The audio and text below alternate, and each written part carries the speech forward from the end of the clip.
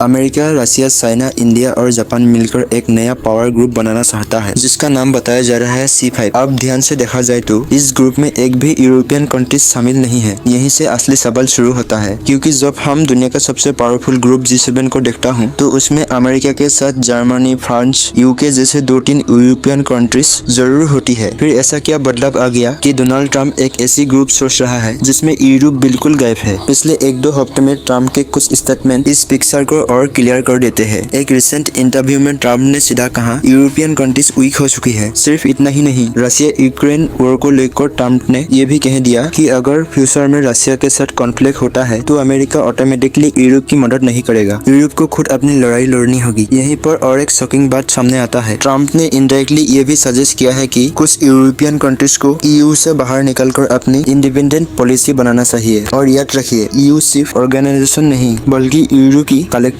Power का symbol है। तो सवाल ये है, क्या ये सब सिर्फ स्टेटमेंट है या फिर ये एक बड़ा जीरो पॉलिटिकल हिंट है? क्या यूरोप धीरे धीरे कमजोर होता जा रहा है और क्या एशिया के कंट्रीज चाइना, इंडिया, जापान नया ग्लोबल पावर सेंटर्स बन चुके हैं?